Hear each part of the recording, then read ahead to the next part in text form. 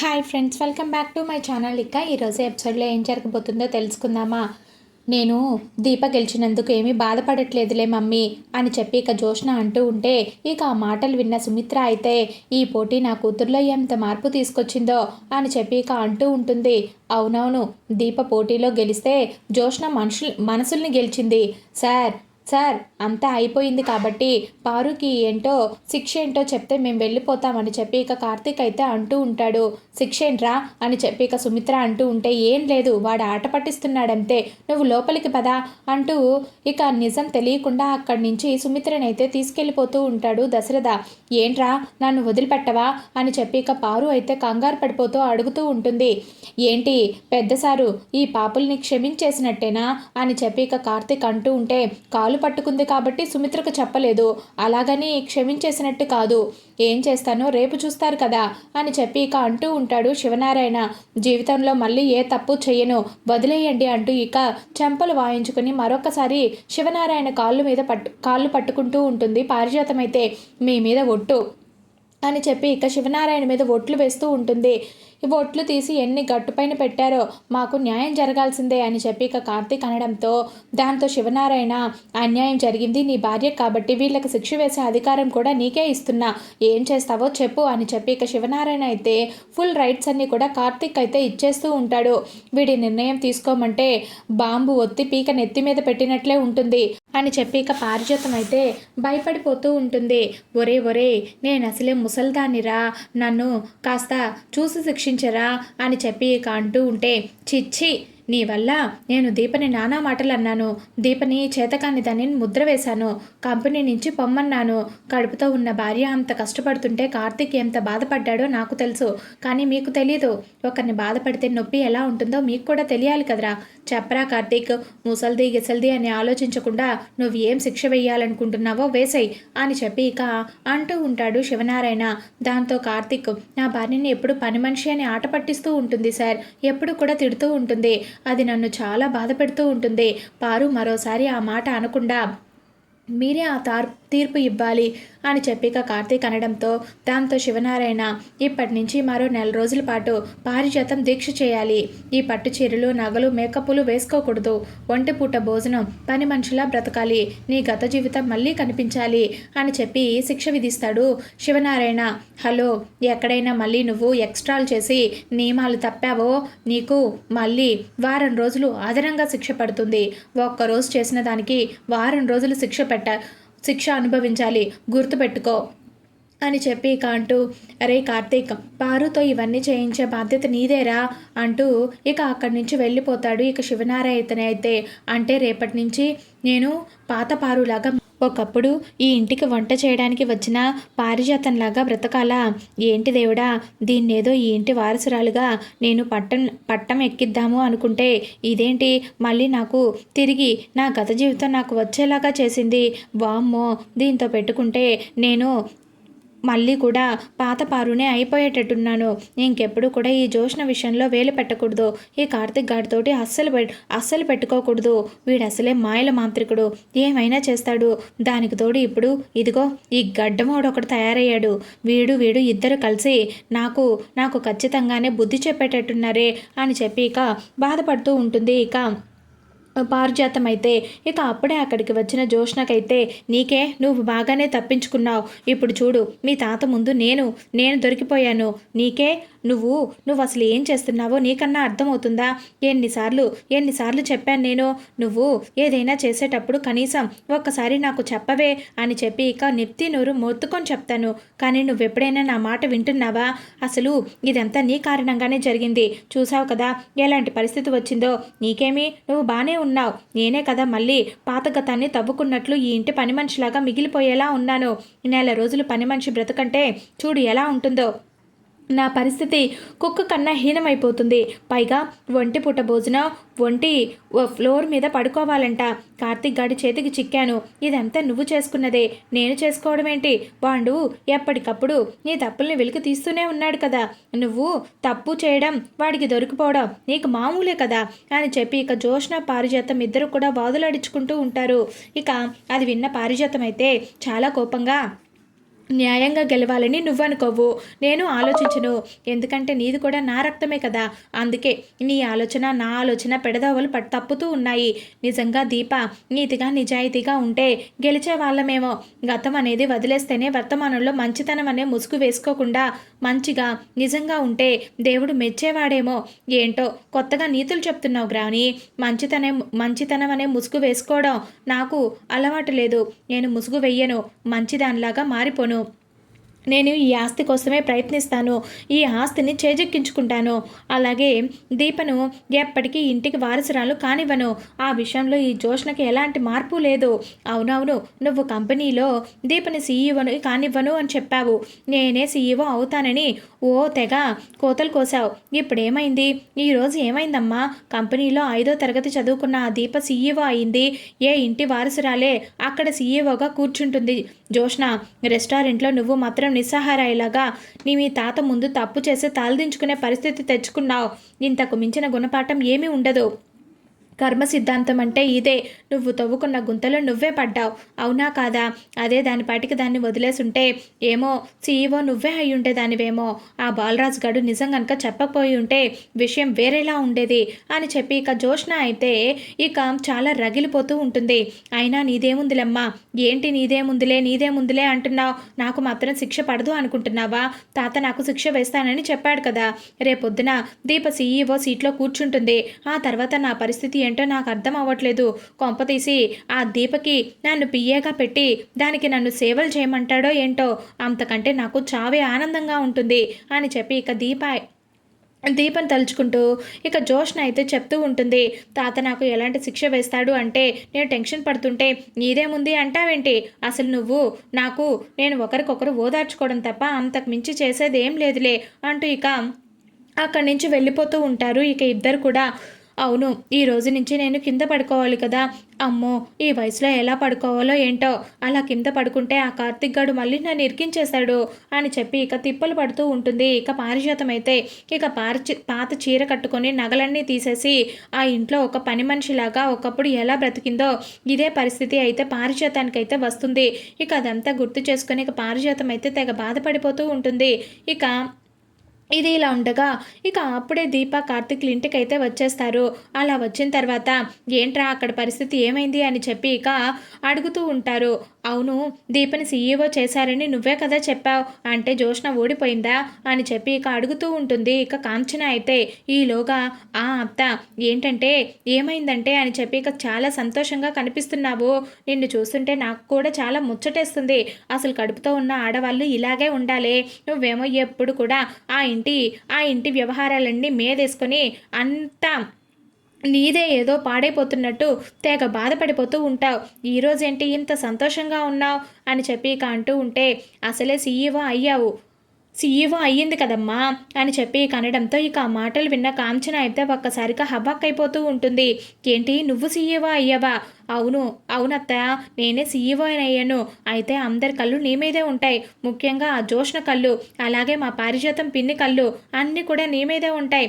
నిన్నెలా ఓడించాలని ప్రయత్నించారు. కానీ ఒక విషయం జాగ్రత్తరా కార్తీక్, ఎందుకంటే నువ్వు కనుక ఎంత అజాగ్రత్తగా ఉంటావో దీపక్ అంత ప్రమాదం ఉంది. మా పిన్ని కళ్ళు, ఆ జోష్న కళ్ళు అస్సలు మంచివి కావు. ఏదో పోటీ చేస్తాను అనంటే ప్రోత్సహించాను, కానీ ఇప్పుడు ఏకంగా దీప సీఈఓ అయ్యింది. దీప సీఈఓ అవ్వడాన్ని వాళ్ళు అసలు ఎంత మాత్రం జీర్ణించుకోలేరు. అంతేకాదు ఖచ్చితంగా దీపక అపాయం చేపట్టే పనులు ఖచ్చితంగా చేస్తున్నారు. జోష్న ఊరికినే కూర్చునే మనిషి అయితే అస్సలు కాదు. ఆ దీప తప్పు చేసిన దానిలాగా నిలబెట్టి ఆ సీఈఓ పదవిని లాక్కోవడానికి ఎన్ని కుట్రలైనా చేస్తుంది. మొన్నటికి మొన్న బిర్యానీలో బొద్దింక లేపించింది. ఆ తర్వాత ఒక వెధవని తీసుకొచ్చి డమ్మీ కాంట్రాక్ట్ ఒకటి ఇప్పించి దాన్ని ఎలాగైనా సరే అదే సీఈఓ అవ్వాలని దీప మీద ఎన్ని అబాండాలు మోపింది. దాని గురించి నాకు బాగా తెలుసురా. అన్ని నక్క వినయాలు. దాని తోలు తెల్లగా ఉందేమో కానీ బుద్ధి మాత్రం ఎప్పుడు కూడా నల్లగానే ఉంటుంది. అవును, అసలు జోష్న ఎలా ఓడిపోయింది, అసలు ఏమైంది, అక్కడ ఏం జరిగిందో పూర్తిగా చెప్పరా. సీఈఓ అయ్యింది దీప అనే ఆనందం అయితే ఉంది, కానీ అసలు ఏం జరిగిందో పూర్తిగా చెప్పరా అని చెప్పి ఇక అడుగుతూ ఉంటుంది ఇక కాంచన అయితే. ఇక ఆ మాటలు విన్నా కాంచన మాటలు విన్నా దశరథ అయితే అప్పుడే అక్కడికి వస్తాడు. అమ్మ చెల్లెమ్మ ఏం జరిగిందో నేను చెప్తాను అని చెప్పి ఇక అంటూ ఉంటే ఇక ఆ మాటలు విని అన్నయ్య చూసావా నా కూతురు జోష్న గ్రూప్ ఆఫ్ రెస్టారెంట్కి సీఈఓ అయ్యింది అని చెప్పి ఇక అడుగుతూ ఉంటే ఇక ఆ మాటలు విని అన్నయ్య జోష్న చేసిన కుట్ర, పారిజాతం చేసిన పిన్ని చేసిన కుట్ర ఇవన్నీ కూడా దీప అయితే కాంచనకు చెప్తూ ఉంటాడు. ఇక దశరథ కూడా అవన్నీ కూడా వింటూ ఉంటాడు. అన్నయ్య నీ కూతురు చూసావా నా కోడల్ని ఎంతగా ఇబ్బంది పెట్టిందో అని చెప్పి ఇక బాధపడుతూ ఉంటుంది కాంచన అయితే. ఇక కాంచన అలా చెప్పడంతో నేను కూడా చెప్పాను అని అంటూనే ఉంటాడు. ఇక దశరథ కూడా ఆ జోష్నే చేసిందని, జోష్న ఎంతకైనా తెగుస్తుందని నేను చెప్తే జోష్న కాదేమోనని అన్నారు. వీళ్ళందరూ కూడా అదే మాట అన్నారన్నయ్య. నువ్వు కూడా నీ కూతుర్ని నమ్మావు కదూ అని చెప్పి ఇక అంటూ ఉంటే నమ్మాను. ఎందుకంటే నేను నమ్మింది నా కూతుర్ని కాదు, నా రక్తాన్ని. కానీ ఆ రక్తమే నన్ను ఇంతలా మోసం చేస్తుందని నేను ఎప్పుడూ కూడా అనుకోలేదు. చూసారా నాకు అనుమానం మొదటి నుంచి దాని మీదే. సీఈఓ పదవిని అంత తేలిగ్గా అది ఎలా వదిలేసుకుంటుంది? భగవంతుడు మన వైపు ఉన్నాడు కాబట్టి నిజం. నాన్న వాళ్ళకి అందరికీ తెలిసి తగిన శిక్ష అయితే వేశాను అని అన్నారు. అయినా కూడా నాన్న అన్యాయం చేసినట్టే.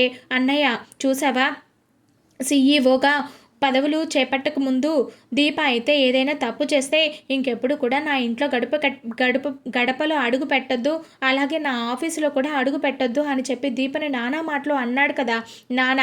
మరి ఈరోజు ఆయన మనవరాలేగా తప్పు చేసింది అని తెలిసింది. మరి రేపేం చేస్తాడో అని చెప్పి ఇక అంటూ ఉంటే జోష్న మీద పంతంతో సీఈఓగా కూర్చోబెట్టలేదు. దీప తన రెస్టారెంట్ గ్రోత్లోకి తీసుకొచ్చింది కాబట్టి గానే కూర్చోబెట్టారు. కానీ శిక్ష వేసే విషయంలో మాత్రం దీపకై ఒక అన్యాయం, తన మనవరాలికి ఇంకొక న్యాయం చూపిస్తాడు ఖచ్చితంగా నాన్న. అలాగే ఇంట్లో వాళ్ళు కూడా దీప తప్పు చేసిందని తెలిసిన మరుక్షణమే అక్కడి నుంచి వెళ్ళిపోమ్మని దీపని దోషిలా చేసి ఎన్ని నాన్నకు మాటలు మాట్లాడాడు. ఇప్పుడేమైంది? అలాగే ఆ కోపం ఆవేశం తన మనవరాలకి దగ్గరకు వచ్చేసరికి చల్లారిపోయాయా? అంటే న్యాయం అనేది అందరికీ సమానంగా ఉండదా అని చెప్పి ఇక కాంచన అయితే ఇక రెచ్చిపోతూ మాట్లాడుతూ ఉంటుంది. మమ్మీ ఎందుకలా మాట్లాడుతున్నావు? అక్కడ ఉన్నది తాత, ఎవరికైనా ఒకేలాగా శిక్ష వేస్తాడు, నీకు తెలుసు కదా అని చెప్పి ఇక కార్తీక్ అయితే నచ్చ చెప్తూ ఉంటాడు.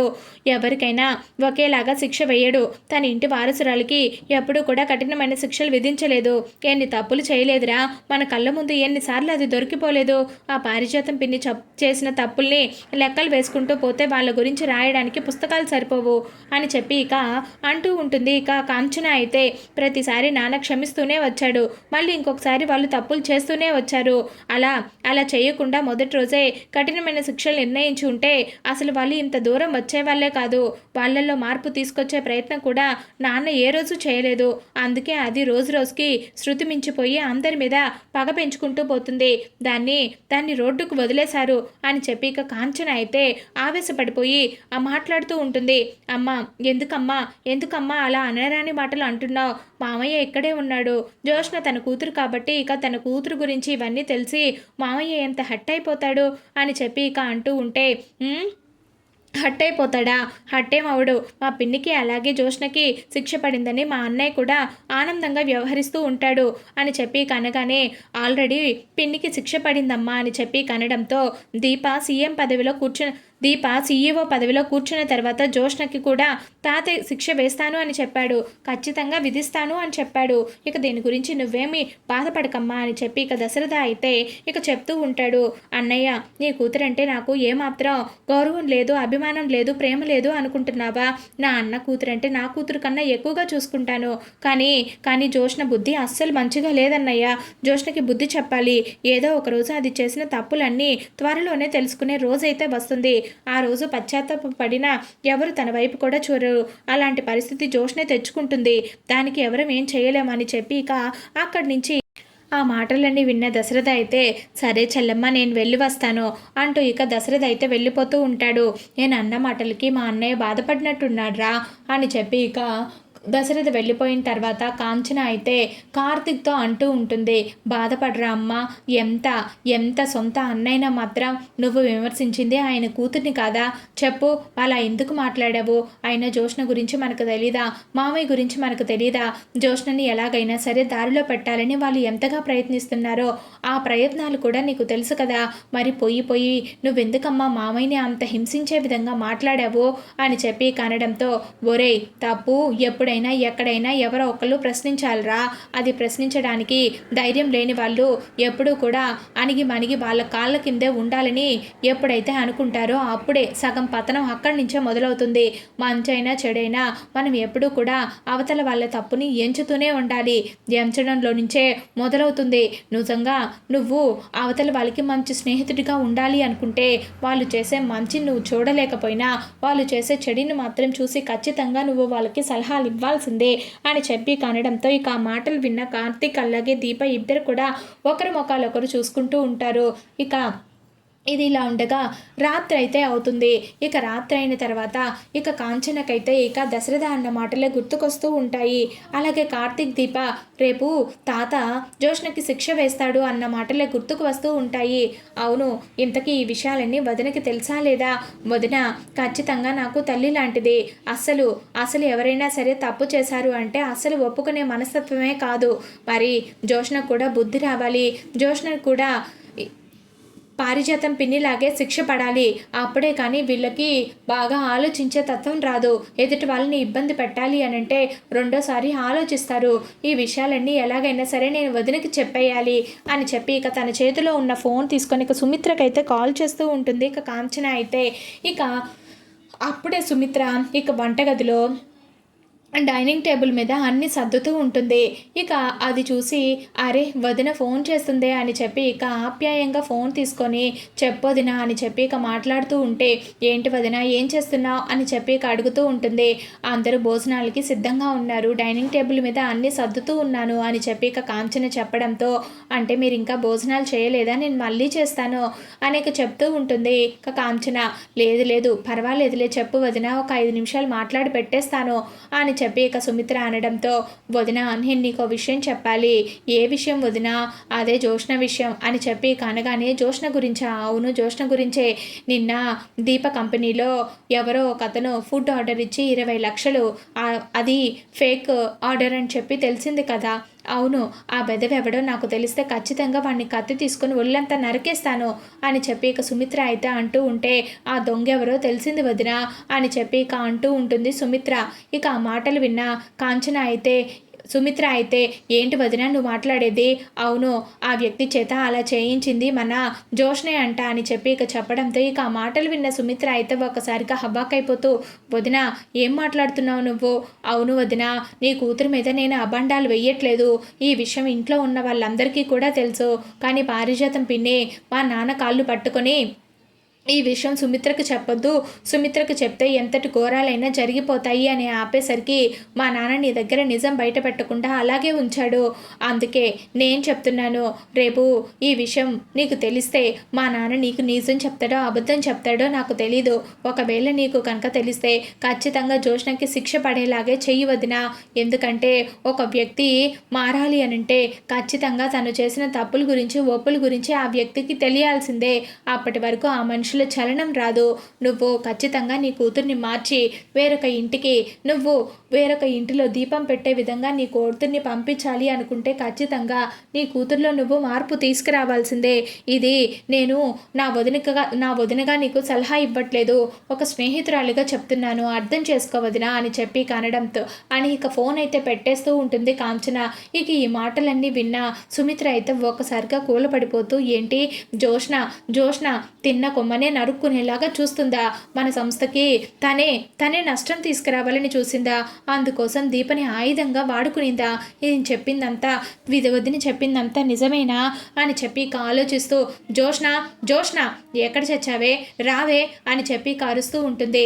ఇక ఆ మాటలు విన్నా జోష్న అయితే ఏంటి మా మమ్మీ ఇంత పెద్దగా అరుస్తుంది అని చెప్పి ఇక పరిగెత్తుకుంటూ హాల్లోకి అయితే వస్తుంది. ఏంటి మమ్మీ అని చెప్పి కనడంతో ఇక సుమిత్ర అయితే జోష్నని లాగిపెట్టి ఒక్కటి పీకుతుంది. మమ్మీ ఎందుకు కొట్టావు అని చెప్పి ఇక జోష్న అడిగితే నిజం చెప్పు, ఆ బాలరాజు గారికి నీకు సంబంధం ఏంటి? అయినా మన హోటల్లో ఎవడో ఒక ఫేక్ వెధవని తీసుకొచ్చి తప్పుడు ఆర్డర్ ఇవ్వాల్సినంత అవసరం నీకేముంది? పోటీలో నువ్వు న్యాయంగా గెలవాలని అనుకోవాలి కదా, ఏంటి అడ్డదారులని?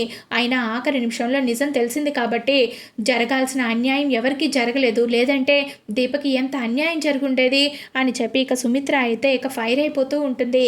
ఇక ఆ మాటలు విన్న దీప అలాగే జోష్న కార్తీక్ ఇక శివనారాయణ అందరూ కూడా ఈ విషయాలన్నీ మా అత్తకి ఎలా తెలిసాయి అని చెప్పి ఇక భయపడిపోతూ ఉంటాడు. చెప్పవే చెప్పు రాక్షసి పాపిష్టిదానా, అయినా పక్క వాళ్ళని మనము తెలివితో గెలవాలి, కానీ ఈ విధంగా కుళ్ళు కుటంతరాలు చేసి గెలవడం అది ఎప్పటికీ కూడా గెలుపనిపించుకోదు. అయినా అత్తయ్య గారు, నేను ఇప్పటికీ మీకు చాలాసార్లు చెప్పాను, మళ్ళీ కూడా చెప్తున్నాను, మీరు నా కూతురు నీడ కూడా పడనంత దూరంలో ఉండాలి. నా కూతుర్ని మళ్ళీ ఇంకొకసారి కలిసినా మాట్లాడినా అసలు నా కూతురు మీ వల్లే చెడిపోయింది. మీరు మా కూతురికి ఎంత దూరంగా ఉంటే నాకు అంత మంచిది అని చెప్పి ఇక సుమిత్ర అయితే తెగేసి పారిజాతంతో, నువ్వు జోష్నని ఇంకొకసారి కలిసారంటే నేనే పోలీస్ స్టేషన్కి వెళ్ళి మీ ఇద్దరి మీద కంప్లైంట్ ఇచ్చొస్తాను అని ఇక చెప్తూ ఉంటుంది. ఇక ఆ మాటలకి అక్కడ ఉన్న వాళ్ళందరూ కూడా భయపడిపోయి సుమిత్ర వైపు అలాగే చూస్తూ ఉంటారు. ఇది ఫ్రెండ్స్ ఈరోజు ఎపిసోడ్. నచ్చితే ఖచ్చితంగా లైక్ చేసి సబ్స్క్రైబ్ చేసుకోవడం మాత్రం మర్చిపోవద్దు.